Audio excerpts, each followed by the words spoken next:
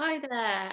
It's so great that you've tuned in for a third session of the Fatphobia and Disordered Eating through the lens of Ayurveda, the third session in this course. We're at a point where we've unpicked quite a lot, we've faced a lot, we've maybe been reminded of things in our past that weren't quite right, and we're looking to how we can maybe cope with this and change things for the future.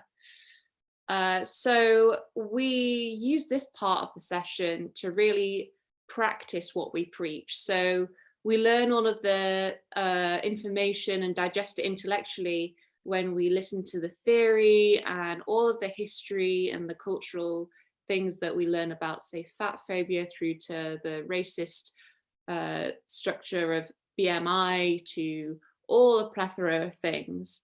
And this, like I said, is really a time to digest and to learn how to, I guess, survive and move forward within this society and using the sacred and ancient teachings of yoga to help you to do so. So we're first going to start with some pranayama practice, and I'm going to offer two options here. Now, the first option is a Agni pranayama. This is breath of fire.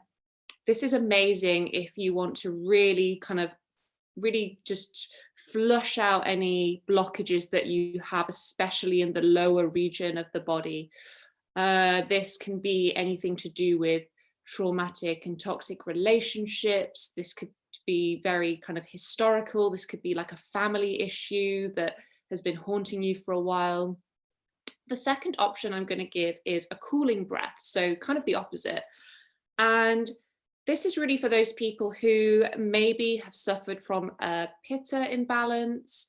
They maybe, if you are pregnant, I would advise you to do this one as well, just purely because the breath of fire might just be a little bit too triggering.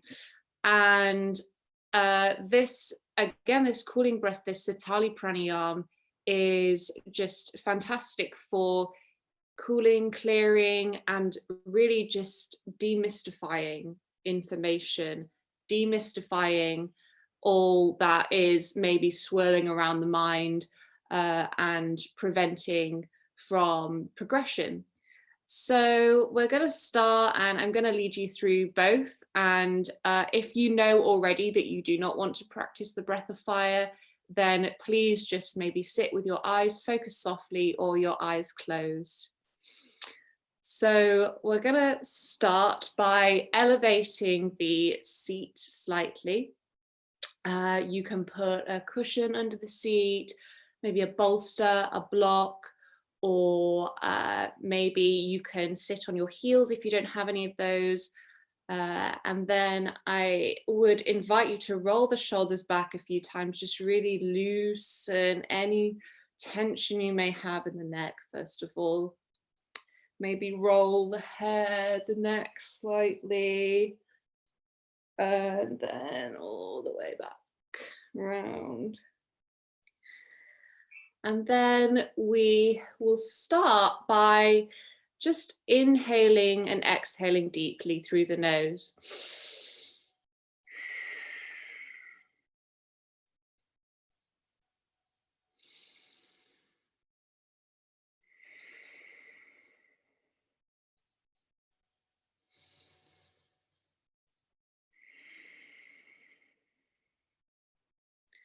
And then we're going to start and take a deep inhale through the nose. And then on the exhale, we're going to snap the belly, the abdomen back towards the spine and really just push out the exhale, really feeling like you're just sneezing almost out any negativity. So it goes like this. Feel free to watch before you partake. I'm just going to do a round of 10 and then we can continue. So it goes.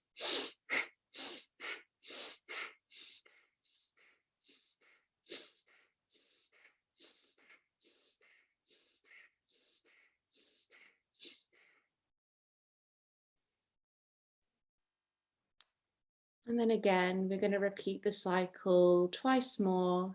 Again, if you're not partaking in this exercise, just feel free to close down the eyes and just settle into the seat softly.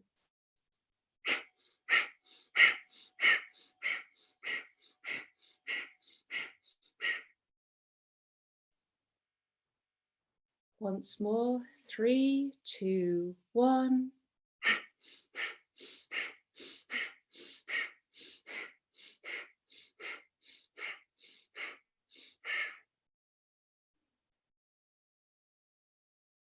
And we'll just do that once more, just counting you in.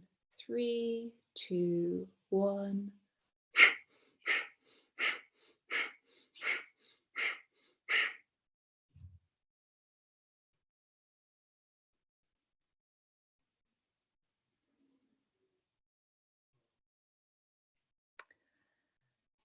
Now, for those of you who sat that one out, we're going to start the second pranayama practice now. And you feel free, anyone who has just done the Agni pranayama, to join in with this one.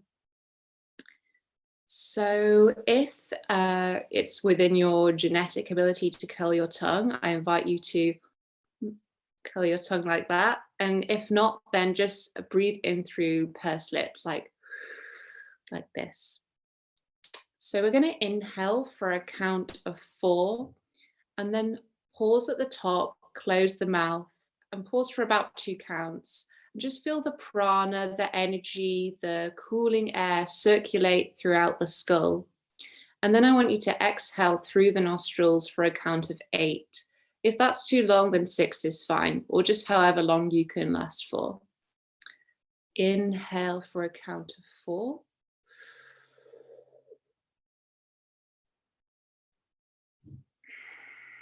Exhale for 8.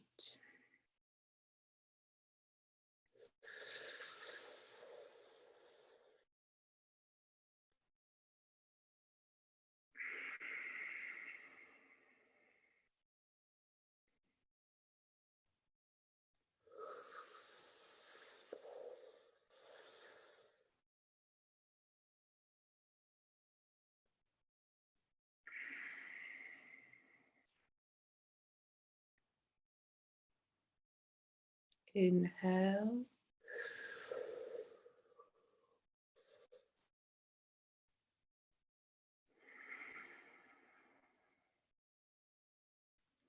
And keep repeating this, keep going, this cycle. And this cooling breath, this Satari Pranayama, again, will just really help to calm down any anger that you might have or resentment that you might have towards the body. It can also just really alleviate any intrusive thoughts as well, and calm down that really angry voice inside the head that can sometimes arise when we lack a sense of compassion. So a few more rounds here, inhaling with either a curled tongue or pursed lips for 4, pausing for 2, and then exhaling through the nose for as long as possible, or 8 counts.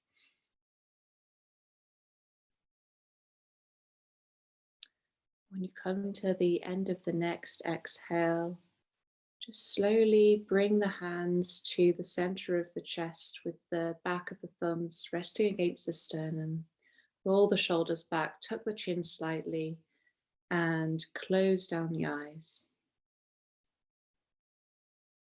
Take a few gentle breaths here, just coming back to an easy breath.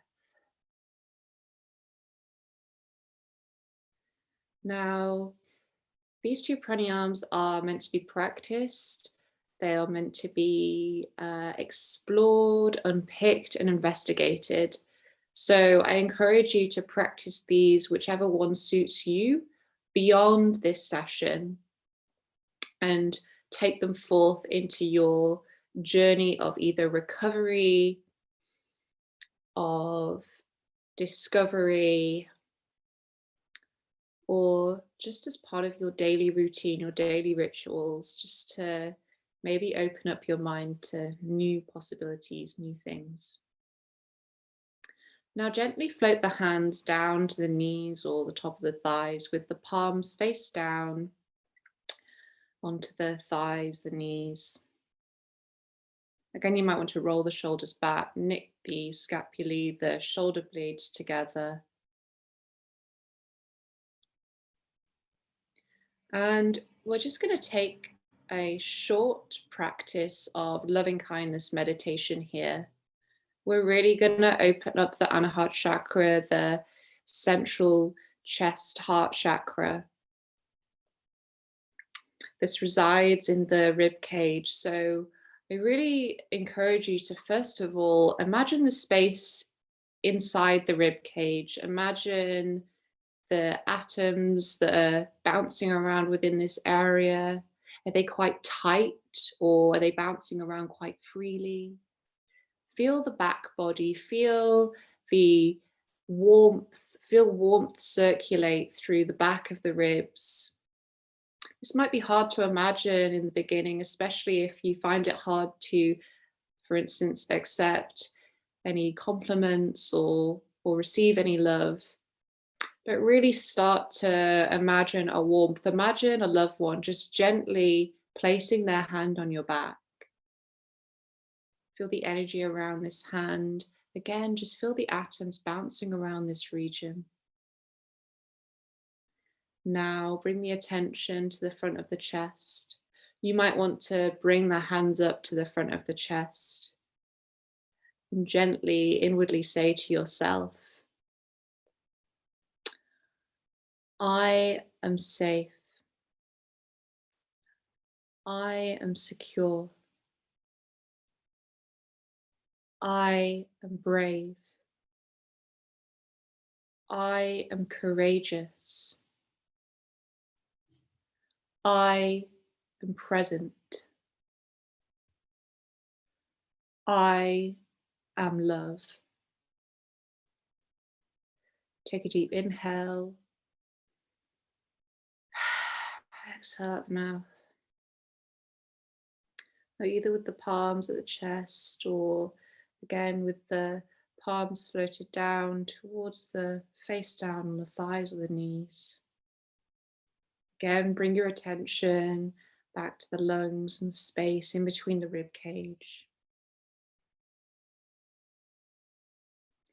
Imagine a tiny version of yourself sat within the center of your heart.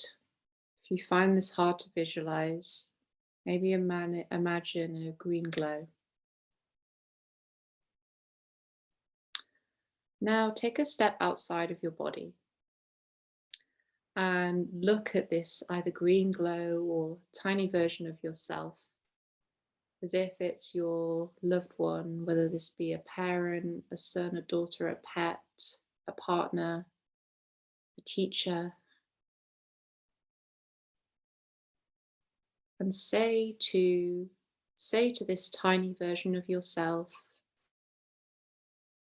which if you're having trouble visualizing yourself, again, you might want to visualize this green glow. And say to this presence, may you be safe, may you be still, may you be loved, may you be supported. Really feel it, feel it, feel it as if it's you saying this to someone that you really, you would spend all of your time with if you could, even if they're a bit annoying maybe, or someone who's really taught you something, someone who's made you feel good in some way even. And just say that, say thank you. Thank you. Thank you. Now take a step back into the body. And again, repeat those mantras, but really hold yourself. You can even hold your rib cage as you say this, or hold the heart. Say thank you. Thank you. Thank you.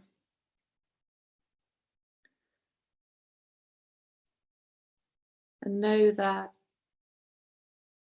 the love that you have ever given a loved one, the respect they have ever given you, the teaching you have ever received that has made you feel good or relieved, hold that close to you and know that that is all you. That is all your perception, your interpretation.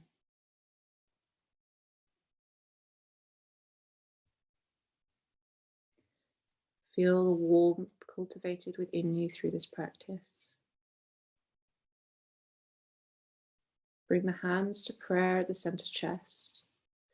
Bring the back of the thumbs up to the center brow.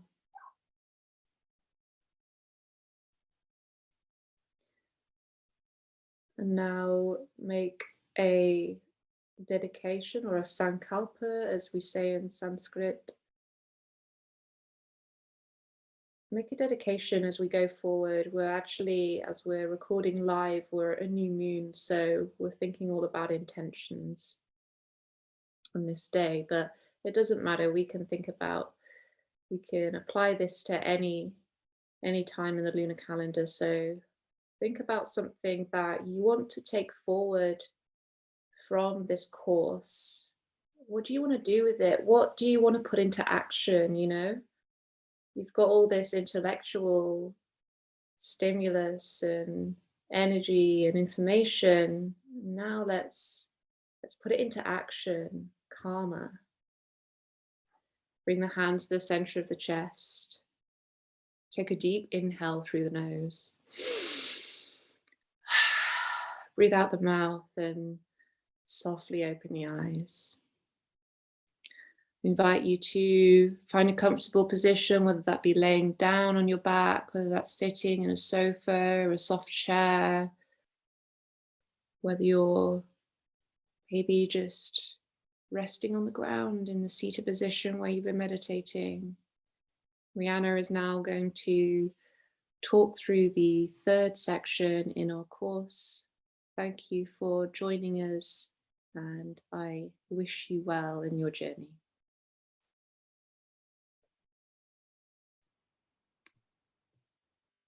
That was lovely. Thank you so much, Sophie. So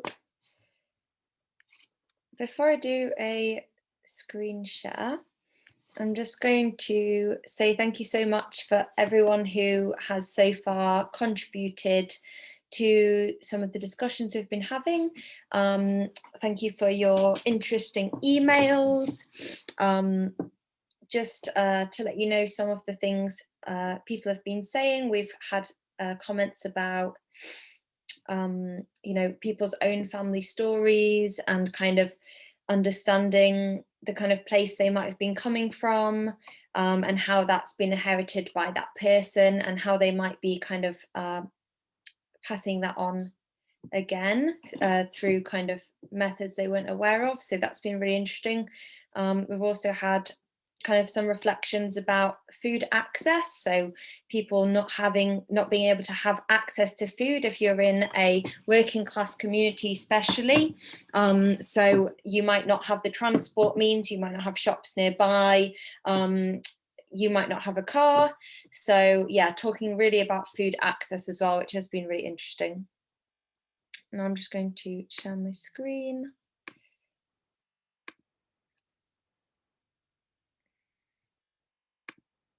Okay, so yeah, these were the reflections we were thinking about at the end of the last session. So keep passing your messages on. We really love to read them. And I just want to focus on this point as well. How do you pass these on to others? We will be discussing this more on Saturday, in Saturday's session, and I hope you can, if anyone can make it live, it would be extra special, because it'd be really lovely to have a discussion about kind of actions really that we could take. And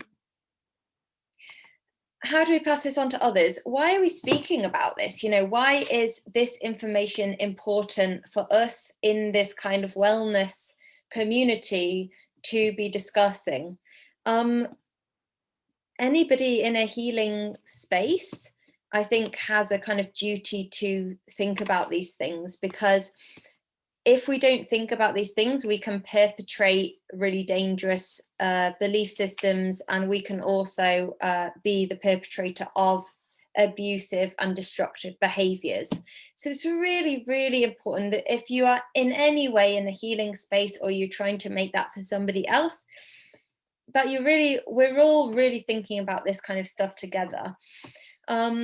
Just to be kind of critical about some of what happens in the Ayurvedic community. Firstly, although Ayurveda by its nature is extremely holistic, and you know, that would suggest that we are seeing the whole of each person. We are seeing all the attributes that belong to the earth, and how important each one of us is to that. There is also a lot of talk of weight loss in the Ayurvedic community, and sometimes this is done in a quite negative way. So just to kind of note that really first. You might have seen that happen before if you're in that community. And although there are kind of healthy, gentle weight loss modalities and routines that can be put in place if that is exactly what that person wants and it is right for that person, it's very, very rarely, you know, talked about in the ancient books as the be all end all. You know, like we have this culture in the West of this is, you know, and we've discussed this already. You know, this is a moral duty, and the outcome should just be the weight loss. That's good enough. Well, in Ayurvedic literature, there is no outcome that just says weight loss. It's always about some other issue going on, whether that be something to do with mental health, or someone doesn't feel, you know, physically how they feel, what's in their nature. They don't feel in their natural state, and they feel uncomfortable because of that, or because they you know, they're having other health conditions that might be very gently associated, and so the weight loss will be a kind of natural part of that health journey they're going on. But it's very much not an end in itself to lose weight. That is not what Ayurveda is about. So if you do see this kind of just weight loss just as a thing talked about in the Ayurvedic community, just be very careful with that. It does happen, and really it is just a form of kind of going along with these kind of these fat phobic ideas and ideals. We shouldn't really just be talking about weight loss at any point. This isn't a healthy thing to do for many people. And what can happen is that if there's an Ayurvedic kind of weight loss plan, you know, we're just fitting into that Western model. So we're not respecting the ancient teachings, because any set plans where we're doing a liver cleanse, or we're losing weight, you know, is very personalized. So it's absolutely not one size fits all. It's not going to be right for each person. And what these plans can do when they're kind of advertised in that generalized way is they can really hurt and aggravate other doshas and other people's conditions. So, you know, I might have an eating disorder, and I might be looking at that and thinking, oh, brilliant, I can just keep losing weight, and then I can use those. And for my body, those things are going to be so inappropriate, and then I'm going to get really ill from that. It could happen that somebody has weight that they're not happy with, and, you know, they have a particular doshic imbalance, and they try and follow this particular scheme. It's very, very, very unlikely that that's going to work for them either, because that person has a very complex dosha, lots of complex imbalances going on that need to be dealt with very personalized, very, very gently, and very, very considerately. So actually just following any kind of set dieting plans, even in the Ayurvedic world, I would really advise against, and I worry about when I'm seeing these messages. And, you know, as a community, we need to challenge that. So what I want to kind of look at first is what Ayurvedic literature is really saying. So to do this, we actually have to start going a little bit deeper into some of the theory, not too deep, so don't worry, but a little bit deeper, so we can understand what we're speaking about.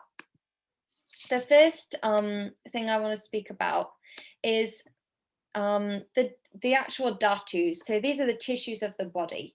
And before I speak about that, I will give you a little quick reminder of the doshas. So, you know, Ayurveda based on 5 elements. These elements exist all around us. They exist in the earth, the air, the space, the water, the fire. But they also exist in our body. They exist in the food we eat in different quantities. And they are personalized to each person. So when they're categorized as the doshas, Pitta, Kapha and Vata, we all have different amounts of these doshas. We all need all of them to survive. They're very essential for our well-being and for our just basic bodily functions. But we are all born with certain proportions of each. It's quite rare we can be born with an equal proportion of those three doshas, and each dosha has those two elements in. But also, it's more likely that we're born with predominance in one or two. And that's going to some extent, decide what we're like as a person, the things we're interested in, the kind of imbalances we might have in our life, what our body looks like, what our mind looks like, the people we want around us, etc. So how does this relate to the actual physical body? Well, these are the different tissues of the body, and every single thing that we eat, everything that we digest, finally is digested by the 5 Bhuta Agnis located in the liver. And this basically, these essentially, there's an Agni for each element, and it finds that element in the food, and it digests that element, and it takes it and transports it to the tissue that needs that element. So each of our tissues has different elemental quality, and we need a bit of all the elements. And that's why, we talk about getting all the tastes, because tastes are related to different elements, and having a really kind of balanced plate of tastes for like a kind of healthy plate. And so if we go just gently through the dhatus first, and then I can explain a little bit more. So rasa equates to skin and plasma. So this is made of water and earth. And the outcome of having kind of a good quantity of this and having rasa well nourished is actually just nourishment and satisfaction. When we say waste, it means that when this element is digested and it goes to the rasa dhatu, there's an actual separate digestive system for each tissue that will then pass it on to the next one. So if there's a problem at any point, that's when we start getting blockages that then can cause blockages further down the trail. So when the rasa agni starts to digest these elements and nourish the rasa dhatu, the waste is actually produced is phlegm. So that's if we have a lot of phlegm, we might have a bit of excess kapha in the body, water and earth, plasma, rasa dhatu. So for example, if you're a kapha dosha, you might experience quite a lovely, supple and soft skin through your life, because your plasma, your rasa dhatu is well nourished, because you have a little bit more water and earth element than someone else. Whereas somebody like me, who has a lot less kapha naturally in their system, my skin has a tendency towards dryness. So what I need to do in my life is I need to increase the quantity of water and earth element that I'm taking in. When it's digested correctly by the rasa dhatu, it sends it down to the rakta dhatu, and that's our blood. And this is made of fire and water. And this is life-giving. That's the purpose of this. And obviously, this is quite high in pitta. So, pitta people, pitta dosha, usually have quite a good kind of coloration. They have like very sort of pink lips and like a nice color to the skin. However, they can kind of tend towards redness because they have quite a lot of this. So this tissue is very well nourished. So if it comes in excess, we can have some acne, we can have rosacea, and we can have some other kind of blood related disorders. That, yeah, fundamentally it's what we need in life. If we have low iron, iron rich foods are usually quite rich in this pitta element, so that relates on that level. And then the waste product is bile. We next move on to the mamsa dhatu, and this is muscle made of fire and water, and this is covering. So it's strengthening, it's providing cover, And the waste is excretion from the eyes, ear and mouth. So if you are creating muscle, you might notice that actually you start to excrete. Maybe you get some bit of blocked ears, or you get some excretions from the eyes or mouth. You need to spit. And yeah, so you tend to find that people with Pitta dosha and people with Kapha dosha, because we've got the fire and the earth, tend to find it easier to build muscle than a Vata dosha, who really doesn't have as much fire and earth naturally in their body. So again, we have these like unhealthy ideals, especially for men. This is very difficult. Men are expected to be this perfect physique of having this set amount of muscle. If you're Vata dosha man, that could be really hard for you, and that could be really challenging psychologically to have to kind of deal with that. And also it's going to aggravate the others because they're kind of pushing for excessive amounts as well. And maybe getting obsessed with the fact that maybe they can build muscle, so they really go for it. It's like, oh, I can win at this. And so then when it's interacted correctly with the Mamsa Dhatu, then we send the next lot of nutrients. The anything in your food that you've taken in, it's been digested by the Bhuta Agnis and is actually ends up being of earth or water quality. That's going to get sent through these tissues, giving off that earth, water, earth and water. And so a lot of that is going to start going into the fat tissue eventually. And this fat it's not just fat tissue. Medastatu just means the lubrication as well. So it's how everything moves, how everything stays lubricated, how our bones stay lubricated, how we stay safe and warm, and our fat tissue as well. And the waste product is sweat. So as we lose any fat, if we gain some fat, if we lose fat, we tend to sweat. So sweat is involved in that process. And so earth and water, what do we know about these two elements? Well, Kapha is dominant in both of these. So Kapha is made of earth and water. So if someone's Kapha dosha, they're more likely to be well nourished in this area. So they'll have a really nice layer of fat, a really protective layer. They're slightly more likely to be naturally kind of bigger built and curvier. And then if, because they've already got this cup very full from birth, like with all the other doshas, we can see that if this can come in excess a little bit faster for them. So Kapha dosha can kind of build extra fat a little bit faster than other doshas. So it's important to note all of these things, so we're not looking at people and saying, oh, we're all the same. I can do this, so why can't you? I'm like this, so why aren't you? You're like this, so why aren't I like that? We're all really, really different, and we so desperately need all those different qualities.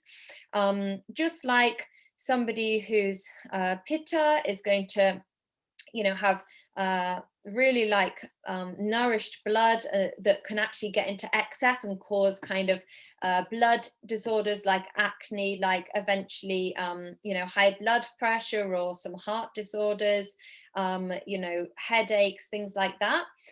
Somebody who's more Kapha dosha, things are more likely to build up in the Kapha dominant tissues like the skin, so you might get kind of some coldness and lack of circulation in the skin, some buildups like psoriasis, whereas and then eventually you could also get excess fat a little bit more readily or a little bit more fast than Vata or Pitta might. So it's really important to note these differences for that reason.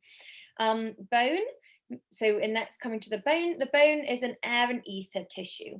So whereas me as a Vata person, I might struggle to gain lots of any tissue where there's earth and water or fire. So my muscle is a bit weak, my fat is a little bit weak, and maybe my blood is sometimes undernourished. Vata people can be a little bit anemic. My bone is made of air and ether, so this is providing my support, and I understand this quality. Whereas again, excess for me, if I'm having excess air and ether, the bones, because they're solely made of that, can actually dry and crack, so they can kind of they can interact with excess Vata dosha and become sort of dry, more dry and more rough, because as we can see, bone is dry and light naturally, like Vata is. So Vata are more likely to get bone disorders like arthritis, things like that. When we move down to Majja, so bone marrow, fire and earth, so we've got the kind of Kapha and Pitta qualities again, filling cavities, so that's really our deep inner strength. Our immunity as well definitely exists to some extent in our bone marrow, and we have this kind of waste of a glaze of the eyes. So what you can see with these waste qualities, just to let you know quickly, is that sometimes if we see a disorder, we can understand it through the waste product. So for example, if somebody has bad arthritis or some kind of bone disorder, sometimes they'll grow excess hair or the opposite. So they'll grow no hair. So that's simply because excess of ama, so undigested vata substance, is sitting in Asti Dhatu because it was digested incorrectly, but then it was still passed through the system. This is how blockage forms.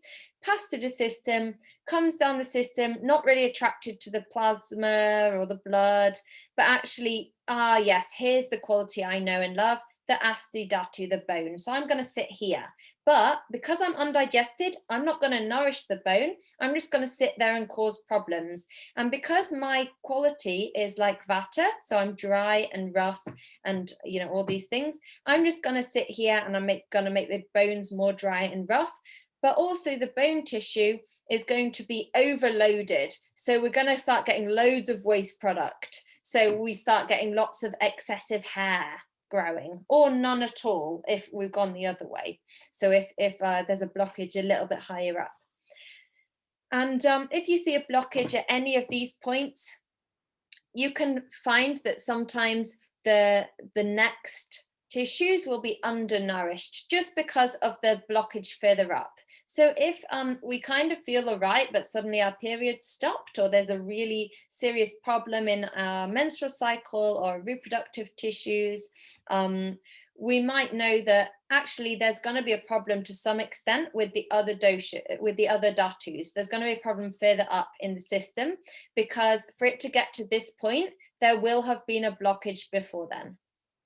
Okay, sometimes it just goes right here for sure, but very, very likely there'll be some kind of blockage before then, especially if you've actually not got a period when you're meant to. And then finally, the Sukra Dhatu. So this is another really lovely Kapha dominant tissue. So it's a reproductive tissues on men and women, and all the fire is absorbed by the bone marrow.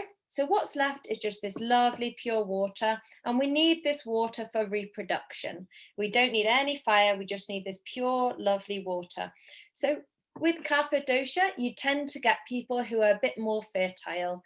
Kapha people, on average, do just get pregnant a little bit faster than other people. They've got a really supportive Sukra Dhatu. Also, these people have quite an affinity with children and kind of want to make that home, and, you know, might be little bit more interested in kind of caring for young people because of that tissue being so supportive for them. And, you know, what you get is the waste of this is you get beard, you get breasts, you get pubic hair. So again, Kapha dosha, if you are Kapha dosha naturally and you have a little bit more nourishment in this area, you might have bigger breasts naturally. So you know, that hence why Kapha dosha sometimes just curvier naturally. And also why Vata dosha, for example, is not that curvy, usually has very small breasts, and that can be a point of real self-deprecation and anxiety for Vata in this kind of model where we're expected to have this certain physique. So all of these things are really important to know, as I say, because it's all personalized and it's all about which kind of dosha you're born into. And this is where we see the kind of Western information link in, because we see a lot of research in the West about genetics and some people's genes just being genes that will mean that they will carry more fat in their life. Well, it's very, very likely there's a link here with the Kapha dosha as well.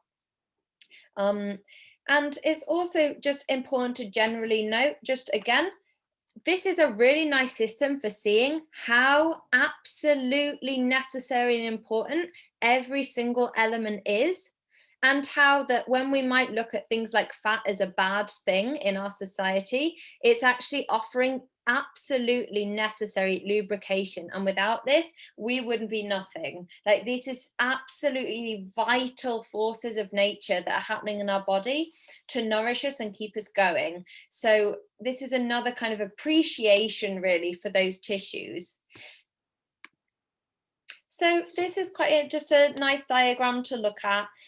Here we can see the sites of the doshas through the body. So again, we're kind of getting an understanding of some of the things we've been talking about already. I'd like to just focus on a couple of these because they're obviously, it's a very complicated system. We don't need to go into everything right now, unless, please do feel free to screenshot and have a look at this in your own time if you're interested. But essentially what I'd like to focus on is a couple of the pitta characteristics here and a couple of the kapha ones, because we're in this pitta dominant society and we're kind of talking about kapha, the implications on kapha a lot of the time, the suppression of kapha. So what do we see here? We see sadhaka pitta. So this is a pitta characteristics. All the ones in red are pitta sites in the body, pitta vehicles, what pitta is doing in the body. So fire is this type of fire, this pitta type, is determining truth or reality. It's located in the brain and the heart, and it's allowing us to accomplish the goals of intellect and ego. So if you think about that pitta dominance, like obviously this is a fantastic quality. We all need a little bit of this in our life to just get us through the day. But when you have a society that's completely in excess of this quality, you can see that being really kind of overvalued. So truth or reality, accomplishment, goals of intellect and ego. So this is the main thing, the goals of intellect and ego. Nothing should get in our way. This is the main force. As you can see, we have loads of forces in our system. We need all of these in equal measure. Some of us have a little bit more than others, and that's also natural and fine. But a society where all of us are expected to behave in this way, this doesn't make sense. We've also got alochaka, so we've got fire that gives visual perception located in the eyes, and this is another form of pitta, responsible for the reception and digestion of light from the external world. So there you get interest in looks and in possessions and in light and in colors, and which can be fantastic and really great and important. But again, in dominance, we start to get an obsession with looks. So just how things look, how people look, how you look, how cars, houses, how our surroundings look. Now we can have a look at some of these kapha characteristics. So how does kapha differ? Well, quite a lot. So tarpaka kapha, form of water that gives contentment. So this also is located in the brain tissue. It gives contentment. It's located in the brain and the heart, and it gives strength, nourishment, and lubrication to the nerves. So let's compare these. We've got goals of intellect and ego, and accomplishment, and contentment. So they're kind of at odds, because contentment means I'm not pushing. I'm not that interested in my ego, But in our pitch dominant society, this is the top, and this is not. This just looks, oh, you're not being goal driven. You're a bit useless. Here in this Ayurvedic system, we can see that this is an absolutely essential and primary part of the system. And in kapha, you're going to see this form a little bit more. So you're going to see more of a contentment. Beautiful.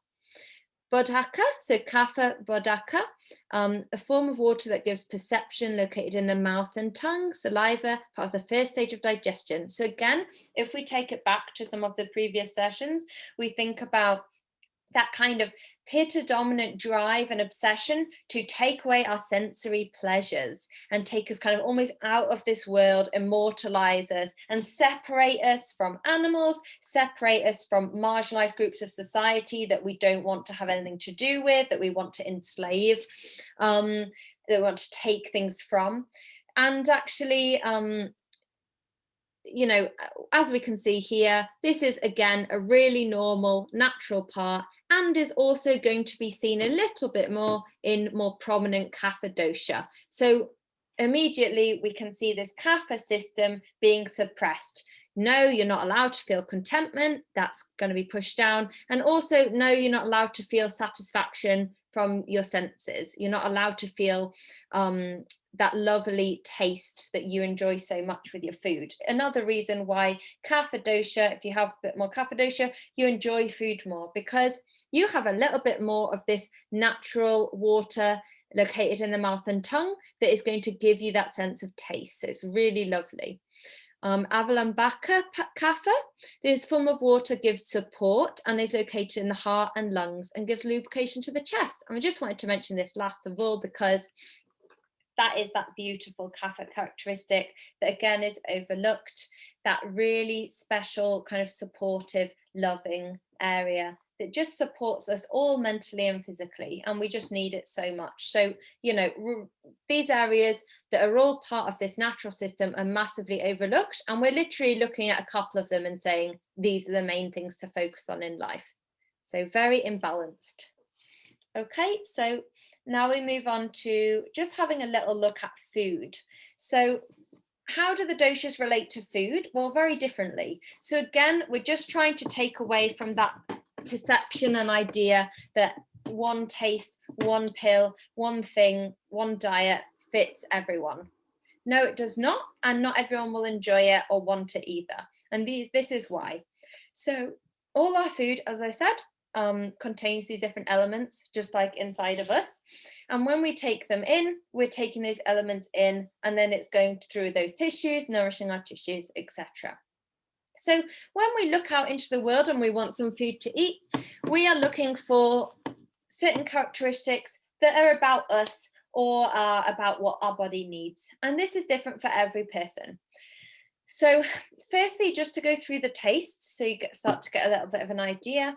So sweet tastes are made of earth and water, so they're very kapha dominant. So kapha dosha usually really enjoys these tastes because they feel very familiar, they feel like themselves. If we've got a lot of something inside of us, we tend to kind of look for it in our atmosphere because we're like, oh yeah, I know that really well, that feels comfortable to me. So they might go for those a little bit more. However, sweet tastes are particularly nourishing for vata and pitta doshas, because water particularly is something that vata and pitta both really need. Pitta has water technically in its dosha, but it's always dominant in fire, so it needs that water to cool it down. Vata dosha needs the earth and the water to boost it up, stabilize it, and nourish those kind of dry and brittle kind of qualities of vata. So really important, that's natural sweet taste for vata and pitta, but very much similar to kapha, so loved by kapha. Sour, so we've got a similar quality. Sour also often loved by kapha dosha and pitta dosha, because we've got a bit of earth and a bit of fire.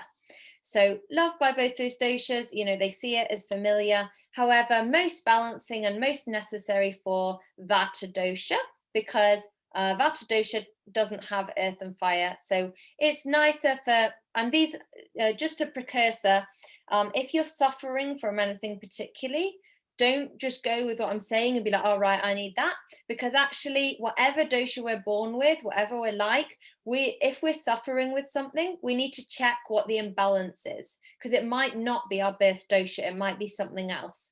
And if we start to take in foods just for our birth dosha, that might actually disrupt the imbalance and make it worse. So if we are ill or suffering, we need to make sure, we need to check in with a practitioner, we need to have a look at some information before we decide, oh yeah, that's me. I'm talking about kind of the balanced doshas in their balanced forms at the moment. So yeah, and salty, we've got kind of, oh, and just to go through quickly, sweet tastes, obviously we know these, anything sweet, including vegetables like squash, sweet potato, a lot of fruits, a lot of the sweeter fruits. Sour flavors, we've got in kind of oranges, lemons, grapefruits, kind of tamarind, things like that. And then we move on to salty. So we've got water and fire. So this taste is very predominant in this taste is very attractive to kapha and pitta because of the water and the fire. They might be a bit more attracted to that taste. So if you've got a pitta imbalance, you might really crave loads of crisps. However, it's better for, and it's more balancing for the vata dosha again, because vata does not have the water and the fire. So sour and salty for vata dosha naturally is a little bit better to have a little bit more of for them. Although we should all be having a balance of these, all of these to some extent. Pungent taste, so we've got fire and air, so we don't see any of the kapha qualities here. So this taste is fantastically good for kapha. Kapha dosha actually really loves curries and spicy food, because some of their natural intuition is saying, oh yes, this is feeling really good for my body, and they often can cope with quite hot spicy meals more than other doshas because of this. Whereas for pitta and vata, they might really like this and feel comfortable with it, but it might aggravate them a little bit. So for pitta, that fire might kind of cause inflammation, cause other pitta imbalances. And for vata, it's increasing the air, so it might cause bloating, some gas, some lack of proper digestion. And then we've got bitter, and again, this is great for kapha dosha because there's none of those kapha elements. So we're, remember, if your kapha dosha, for example, your cup of water and earth is already quite full from birth, whereas the others is less full. So you don't really want to fill that up too much. Balancing for you is to fill the others up instead. So yeah, air and ether. So bitter taste, kind of things like garlic and onion. Bitter beer, if you're drinking alcohol, would be better. Pungent tastes are like spices. Most of the spices are quite pungent.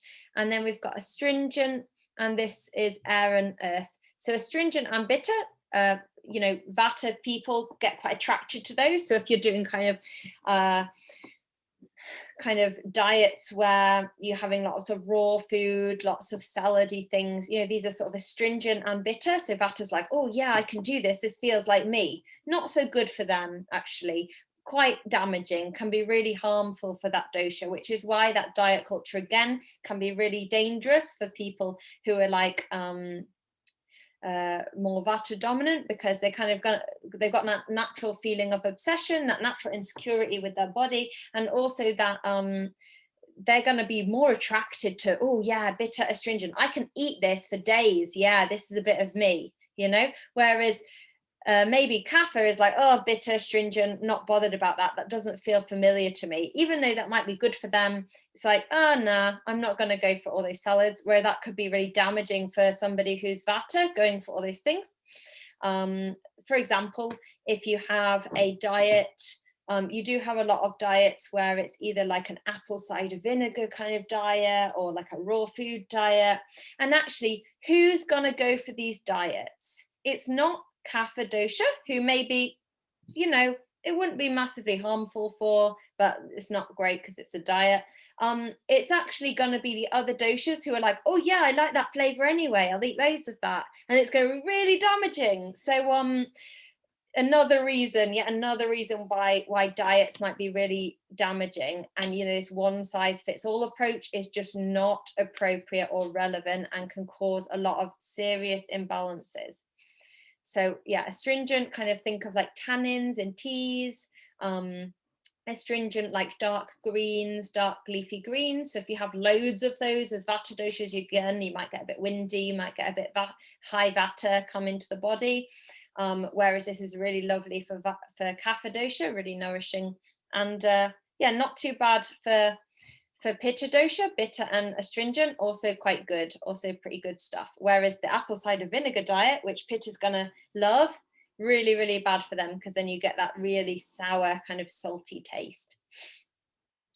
So yeah, a bit of a ramble, but some information there about the tastes and why they are it's just not relevant or necessary for us to have these set diets of like, this is a weight loss diet. For someone it might be, but only for a very small percentage of the population. For the rest of those people, they're going to be really suffering actually, and really eating the wrong foods for their dosha. And even for the people where it's working, as we've seen, diets aren't really kind of long-term effective. So you know, there's a lot of issues there that link to these kind of set diets. Oh, that's a bit blurry, sorry about that. So just to kind of have a little note on cycles of nature, really. So another thing that we do because of this pitta dominance in our society is we tend to kind of go like 9 to 5 every day. Pitta's like in the lead saying, you know, we're not the same as nature. Let's separate ourselves from nature. We're these kind of superhumans. We just are here to be machines. We're just here to produce. We're here to like fulfill. We're here to establish our goals and our ego. And, you know, nature is like soft, you know, it's not the same as us. We're hard and fiery and we go forward, whereas nature's just kind of stagnant and still, and it just goes in circles, doesn't go forward. So we're like, oh, detach ourselves from that. That's that pitta attitude. Whereas as we know, you know, in these kind of more holistic healing modalities, you know, it is very cyclical. It is all about circles. And the more that we live within these rhythms and these circles, the more we're gonna like deeply feel nourished. And the more we're going to find kind of balance in our mind. And it's really hard to do this. So don't be thinking like, oh God, there's absolutely no way I'm going to do all this stuff, because actually it's really hard because we're in the pitta dosha, we're in the pitta dominant society. So it's really more about shifting the system. I'm not calling for any personal change necessarily. I'm not saying, right, you all should do this in this set way. Right now in our current culture, that is so impossible for most people. So I'm talking about systemic change that needs to really happen for us to be living our fulfilled lives here. But just to talk a little bit through this, obviously, for example, the seasons first. So we have the different doshas rolling through the seasons. So for example, we have during this season, the winter, obviously it depends on the country you're in. I'm talking about the UK winter, not the Australian winter. In the UK winter, we kind of have a dominant kapha in the environment. And you know, we have loads of those kind of wet and cold characteristics, that water, that earth, and that follows us right into the spring. So we still have kapha knocking around the spring. It starts to liquefy in the body as the weather heats up, as the fire comes in, as the pitta comes in a little bit. And then we tend to get lots of allergies that time of year because the kapha is still knocking around the system sometimes. And we kind of need to expel it, but it's liquefied, but it's not expelled yet. So we just get irritated by everything and it's kind of coming out as phlegm and things like that. And then, so we're going into spring, pitta's starting to increase a little bit, but it's kind of kapha pitta time. Then we go into the summer, full pitta, and then we come back into the autumn, which is very vata. So what is important to note is that if we were living with these natural cycles, we'd be living very different lives. We'd be living very nourishing lives. So one example that does relate directly to the subject we're talking about is how in the winter, we all do tend to put on a little bit of weight. We you know, our body wants to slow down. Our body wants to kind of switch off a bit. Our body wants to sleep more, rest more, think less, do more homely kind of things, be in our house, look after our family, kind of arrange what we're going to do with our home through the year, make food. And this is because there's more of a kapha characteristic in the environment. And that is so important that we kind of go along with that if we can. And as I said, obviously most of the time we can't, but you know, if we did go along with that, that is so nourishing for us to actually ride that wave, sleep more, eat more, put on weight. You know, it's so nourishing. We need it to keep off the cold weather. It's really like a nice boost for the system. We need it to strengthen our immune system, which is very challenged in the colder months. So we really need these qualities. We need just a way slower pace and to do way less work. So what actually happens is we carry on this Pitta life and into the winter, and then we all say, oh my God, I'm tired. I'm so tired. I can't do this. I need 10 more coffees, like, to just get me through the day. I'm going to keep going because I have to, because I'm told by my boss, but why am I so tired? And then we start, the first arrow's gone in, I'm really tired, and the second arrow goes in, oh my God, why am I so rubbish? God, like, just get a hold of yourself. You could do this fine last month. So we start really questioning ourselves and saying, like, why aren't you good enough? We look at ourselves like it's summer all year. So we always treat ourselves like we're living in our Pitta months. Because in this Pitta dominant culture, we're expected to. So when we naturally change, our bodies change, we adapt, our personalities change a little bit, what we want changes a little bit. We're not allowing that change the way that our society is. And actually what we're doing is we're guilt tripping people for having that natural change. So putting on a little bit of weight, like absolute normal at this time of year. And we're like, oh my God, I'm putting on weight. How terrible. Like, this is not okay. I wasn't like this in the summer. This is really awful. I need to change. Actually, no, we're not one way all year. These are natural changes and they're so important. And the more we embrace them, the more we can live that gentle life that's filled with all those different doshas that nourish us on different levels at different times. If we look at kind of menstrual cycle, we have the same kind of things going on. So we have essentially, like, I'm sure people have read about the sort of like idea of the spring, the summer and the autumn of the menstrual cycle, where we have vata in the time of our actual bleed, and then we have this kind of build up of kapha kind of taking us through to sort of fertility, and then we have pitta as progesterone kicks in and we kind of start to our body kind of gets rid of the egg. And again, if we lived with these times and with these cycles, our life would be a lot better. I wouldn't necessarily be doing this talk at this time because I'm near my period. Like, we'd all be kind of adjusting our life, and we can do that. I haven't done that very well today, but we can do that. We can all sort of start to adjust our lives and make it like towards our cycle. So if we are able to book some things where we're more sociable around the kind of kapha fertility kind of time, we're going to be more able to deal with those things, and less able when the lead up to our period. We might be more angry, we might be more agitated. So these are natural cycles we can look into when we're planning our calendar. However, as I said, that's a really, really privileged position to be in. Most of the population is not in that position. We can't plan around that because we're in a Pitta dominant society that does not allow for that. You just have to just keep going, whatever you're going through. And even just the times of day, as you can see here, be really nice to plan our time better around these times of day. And these do change a little bit through the year. But when we wake up 6 till 10, depending on our dosha, we've got that gentle kapha characteristic coming in. If you're kapha dosha, you might feel like, oh yeah, like I definitely need to kind of sleep in. Maybe that's not so great for you at that time. Maybe you want to get out and kind of do some more vigorous exercise. Whereas for vata, it's like really great time to sleep and get that kapha characteristic nourish you. And then the pitta comes in. All of us are better at digesting and working during that time. So 10 to 2 primary work time, we can focus better. Vata kicks in. Some people might want to go and be creative, nourish that vata side. Other people might want to kind of, who are more dominant in vata, might want to kind of rest and reflect and do some nourishing grounding practices to counteract that. Not to get too complex about it.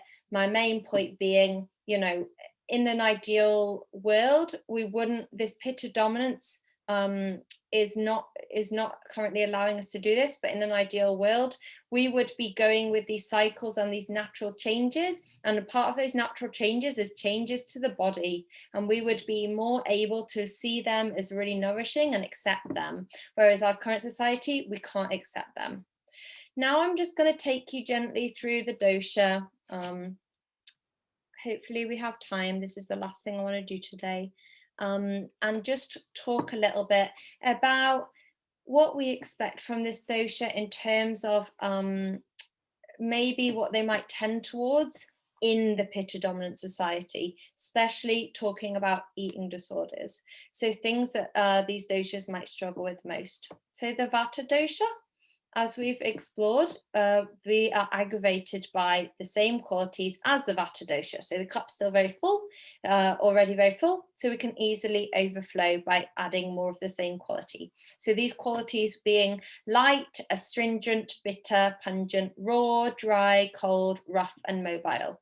So for example, an example of this would be, you know, running every day in the cold, then just eating raw food and salad, and you know, trying to lose lots of weight, so being very light. Balanced by, so opposing qualities, that vata is really balanced by, really nourishing for vata: warm, wet, sweet, salty, sour, heavy, still, and soft. So those gentle, soft things, that stillness, that heaviness, and those lovely sweet, salty, sour foods, those kind of creamy, heavy carbohydrates, really great. And you know, there's a balance here. So some of these qualities, like mobility, you know, vata is going to just naturally go to those things a little bit more in their life, and that's absolutely fine. That's who they are. You know, they want to move around a bit more, great. But it's just to a point. So it's just finding that balance where you're not taking it overboard, we're not overfilling the cup, and we're making sure we have those balancing practices in our life as well. Visham Agni, so our Agni, our digestive fire, tends to be like this: up and down and up and down and up and down. So vata will one day feel really hungry, the next day kind of skip a meal and not really notice. You know, it can be very up and down. So it means that sometimes vata comes to eating a meal and their body's just not really ready. Because vata is movement in the body, the movement can often go right into the head. So they're thinking about something, they can't eat. They're stressed about something, they can't eat. They're nervous about something, no food's going to digest, they're not hungry. So it's really kind of irregular where that energy, where that movement is going. For vata to eat and be nourished and satisfied by that food, and for digestion to be okay, vata needs to be really settled. So eating in a really gentle, settled environment, having lots of space around and before and after meals, being able to just really mainly focus on that food, not have stresses in their mind, maybe playing some nice music, even watching something could be okay, as long as it's not on the sort of stresses and anxieties in the mind. So really peaceful time around eating, so we can recenter that energy into the gut, because usually it's all over the place, and in different vata imbalances we might have even more of that happening. Build up in the ears, the bone, the throat, the skin, the colon, the nervous system, the small intestine, and the heart. So we might get a bit of excess vata quality. So all these qualities, we might get a bit of excess in these areas. So we might get dry bones, we might get kind of blocked or kind of irritable ears, so we might get sore throat, dry skin, and colon bloated, lots of air, you know, you can get bloating very easily, nervous system kind of all over the place, and small intestine. So and again, you know, these are sites of vata. So the positive side is, you know, these are important areas for vata. So for example, vata really loves music, because that vata sits in the ears a little bit more inclined to listen to things. Also in the throat area, you know, vata is a very good communicator. So we see both sides, but also we can have blockages and buildups in this area. So tendencies for eating disorders, we have a tendency towards anorexia, orthorexia, or OCD kind of practices around food. Why is that? Well, because of these qualities, partially. So firstly, it's really easy for vata to not eat, as I've spoken about before, because vata kind of energy all over the place. Vata can kind of keep going, the movement's there, and then suddenly vata will burn out. So suddenly Vata will be exhausted.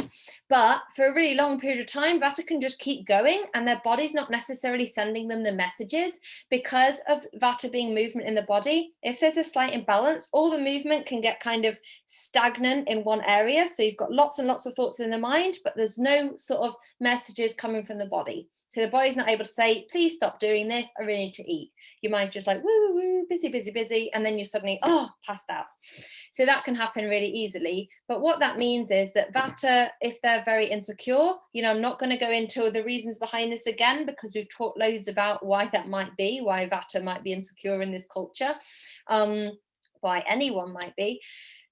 What their go-to is going to be like, oh, well, the thing I can do, the thing that I can succeed at is not eating. So I'm just not going to eat, because I find that quite easy. I cannot do that. That's something I can succeed at. It's going to really fuck me up, and it's going to, sorry about that, it's going to really, really make me incredibly imbalanced, but I can do that. That's what I can do.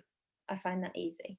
The other reason is because it actually weirdly can give Vata more energy. So if you meet somebody who has anorexia, who's kind of more of a Vata quality anorexia, what you can find is sometimes they have a lot of energy and they're kind of running around and they look really, really happy and positive. It's because Vata is so aggravated. So when Vata is aggravated, we get excess movement, excess activity. And then again, you get sudden chronic fatigue or something. But also Vata loves this feeling because it's familiar. So when we have an imbalance, we go for those feelings, we go for those experiences that are very similar to the imbalance we already have, the qualities that we're used to, that we find comfortable. So lightness, so lightness of the body. So I can just speak from experience as being a Vata person and of having an eating disorder, just to get personal on you. You definitely remember that feeling of like this desperation to stay light, because if I'm light, I'm like the bird that I want to be. I'm free. I feel free and able to do loads of things. I'm light. Whereas if I start having carbohydrate, or sweet things, like, it's like this heaviness, this groundingness, it's just an unfamiliar feeling. I don't understand that because I haven't experienced that before. So it's really weird. It's unfamiliar. So that's one reason why Vata tends towards anorexia more. Orthorexia, because Vata is this bird, and as soon as there's some kind of problem, so if there's a problem where the Vata person doesn't feel safe, or doesn't feel like they have that nest to go back to, they don't have supportive people in their life, they feel like they're completely out of control because they're a bird without a nest. So they're blowing from side to side, everywhere, all over the place. So they're looking desperately for something to hook them back down to the earth. So whatever they can do in their life that will give them a sense of control, they will do that. Anorexia can be like that. Then we have orthorexia, can be like that. Any kind of OCD is also like that. It's like this set thing they can focus on, and then I have control of that, so I'm going to be okay. If we look at the Pitta dosha, so we've got what kind of qualities has Pitta got itself. So sometimes, these are positive things as well, but also aggravated by these qualities. Well, hot, sharp, light, liquid, oily, pungent, salty, and sour. And more balanced by sweet, bitter, astringent, cold, heavy, soft, and still. So, Pitta's gonna be loving to eat the kind of crisps, the deep fried food, the spicy curries, the sour foods, but maybe that's not going to be so great for Pitta. They're going to find an imbalance there, whereas they're going to be more balanced by the sweet, the bitter, astringent, the cold, heavy, soft food that they might struggle with at first if they've got an imbalance. Tikshanagni, so their Agni is actually really high. So as I think I said before, what we see in this Pitta dominant place, society, is that because Pitta is dominant and they're the kind of leaders, that their Agni is high, they digest food really fast, they kind of stay quite trim and slim. So what's the problem? Why can't you do that? Why can't you do that?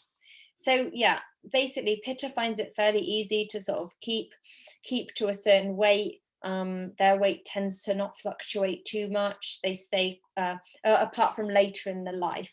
So later in life, Pitta usually then suffers from the kind of excess of pitta that starts to build up in places like the liver, and then you get the processing of food really changes. So then they can kind of suffer from weight gain or suffer from liver disorders, heart disease, things like that later on because of that build up. But most of their life they have Tikshan Agni, everything digests really fast. Sometimes they have IBS because of this, so they can kind of go towards that kind of life of like having a coffee and then just putting it all out. But yeah, tends to be able to pretty much eat anything that they want to, and things will just absorb and digest somehow.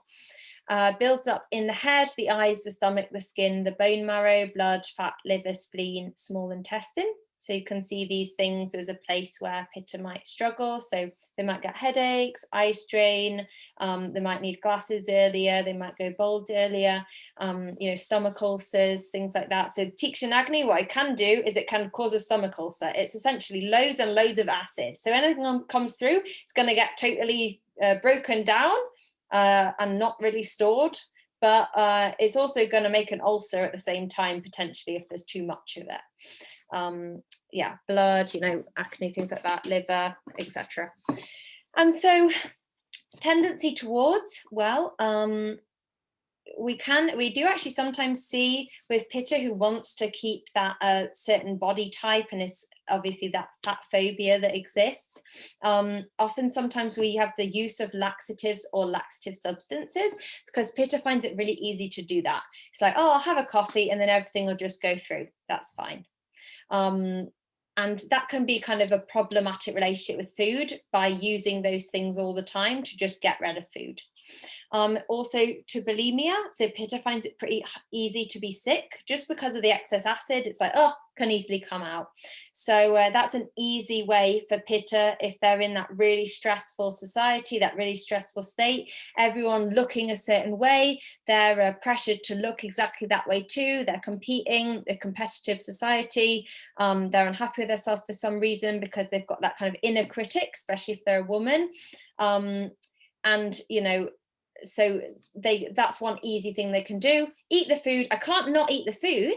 Pitta can't not eat the food because they'll get loads of acid reflux because there's so much acid. If you don't feed it, there's going to be serious problems. But what they can do is just sick it up afterwards. That's an easy thing for pitta to do. I know this is pretty dark stuff, so obviously I will put a little trigger warning before you watch the recording, and if you do have any thoughts or questions or queries, please do get in touch with me. I'm so happy to talk to you about this and support you with this. And yeah, definitely put that trigger warning on. And finally, kapha. So aggravated by sweet, salty, sour, heavy, cold, wet, static, sticky, oily, and smooth. So they're the qualities that are similar to kapha, so they're a bit aggravated by them if they're too much in quantity, and balanced by pungent, astringent, bitter, light, mobile, warm, dry, and rough. So these are quite balancing characteristics for kapha generally, unless they've got a different type of imbalance. So kapha tends to build up in the muscle, the fat, the skin, the heart, the lungs, the joints, the mouth. So you might get a little bit of excess mucus. You might get kind of a water retention in the joints, weight gain, or kind of tendency to actually build a lot of muscle quite easily. Extra saliva, so just like lots of saliva in the mouth, things like that. And the kind of tendencies in terms of eating disorders is emotional eating and yo-yo dieting. So kapha, obviously we have that extra sense of satisfaction from food. We also have the heart chakra being quite associated because kapha lives in the lungs and the heart. So, we kind of have that deep need for like a touch and feeling and softness and love around us. So if kapha doesn't have those things, they go to the next form of satisfaction is the taste.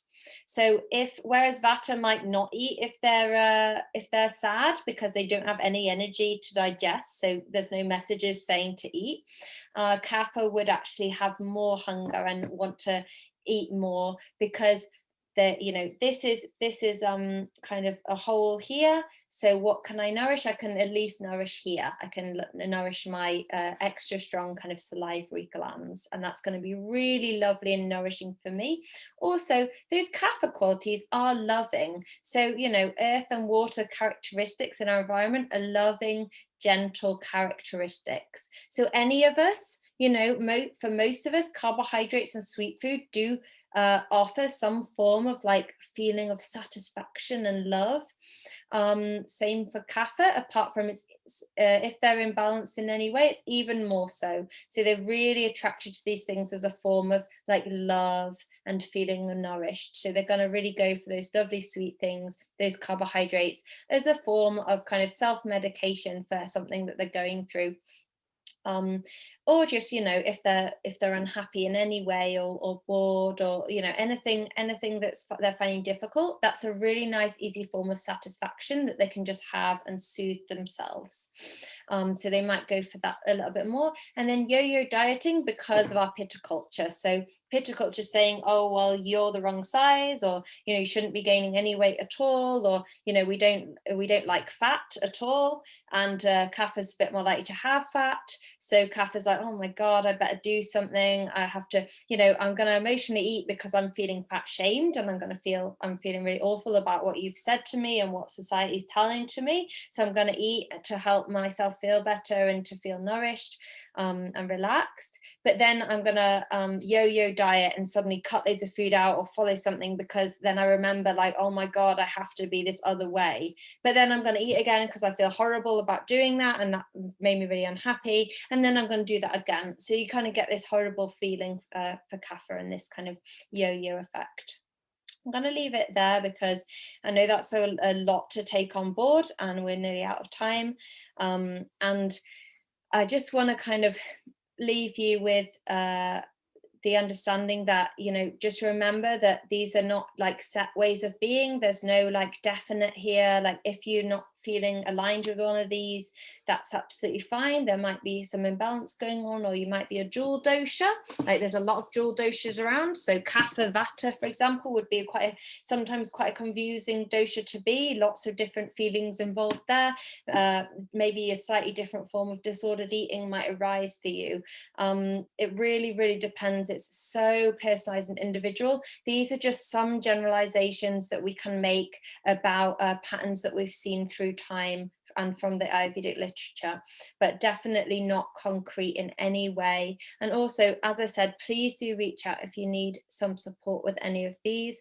And hopefully we can talk through some of these things on Saturday with anyone coming to the live session. If you are watching a recording, and this is way into the future, please do reach out, because there's a potential that we might have some like discussion groups about this course now and then, depending on when and how many people join at different times. So do reach out and just ask if that's happening, because we'd love to kind of hear your thoughts and discuss these things with you as well.